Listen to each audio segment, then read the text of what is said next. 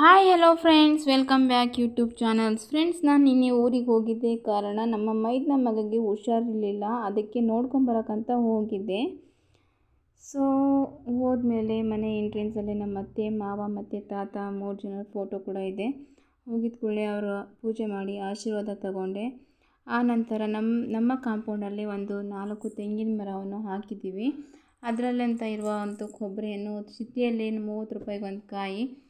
So ನಮಗೆ ಕೊಬ್ಬರಿ ಬೇಕಿತ್ತು. ಹಾಗಾಗಿ ನಮ್ಮ ತಂಗಿಗೆ ಹೇಳಿದೆ. ಅವರು ತೆಂಗಿನಕಾಯಿಯ ಮೇಲಿಂದೆಲ್ಲ ಸಿಪ್ಪೆ ತೆಗೆದುಬಿಟ್ಟು ಈ ಥರ ಕೊಬ್ಬರಿ ಮಾಡಿಕೊಟ್ರು. ನೋಡಿ, ನನ್ನ ಮಗಳು ಕೊಬ್ಬರಿ ತಿಂತಾ ಇದ್ದಾಳೆ. ಸೊ ಆ ನಂತರ ನಮ್ಮ ಕಾಂಪೌಂಡಲ್ಲೇ ಯಾವ ಗಿಡಗಳು ಹಾಕಿದ್ದೀವಿ ಅಂತ ನಿಮಗೆ ತೋರ್ಸೋಣ ಅಂತ ವಿಡಿಯೋ ಮಾಡ್ತಾಯಿದ್ದೆ.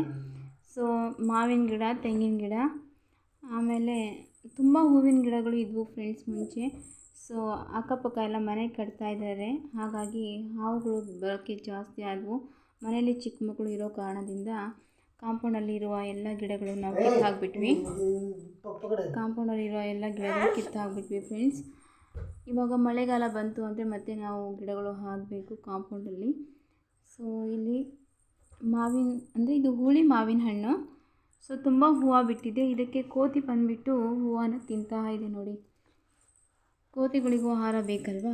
ಸೊ ಹಾಗಾಗಿ ಕೋತಿ ಇಲ್ಲಿ ಆಹಾರ ತಿಂತಾ ಇದೆ. ಅಂದರೆ ಮಾವಿನ ಮರದ ಹೂವು ಬಿಟ್ಟಿದೆ, ಅದಕ್ಕೆ ಹೂವು ಎಲ್ಲ ತಿಂತಾ ಕೂತಿದೆ ಕೋತಿ. ತುಂಬ ಅಂದರೆ ತುಂಬಾ ಇದು ನಮ್ಮ ಅತ್ತೆ ಮಾವ ಹಾಕಿ ಹೋಗಿದ್ದ ಗಿಡಗಳು. ನಾವು ಏನೂ ಬೆಳೆಸಿಲ್ಲ. ಅಲ್ಲಿ ಹಾಕಿದರೆ ಹೂವಿನ ಗಿಡ ಅಷ್ಟು ಮಾತ್ರ ಹಾಕೋಕ್ಕೆ ಸಾಧ್ಯ. ಇದು ನಮ್ಮ ಅತ್ತೆ ಮಾವ ಹಾಕಿರೋದು.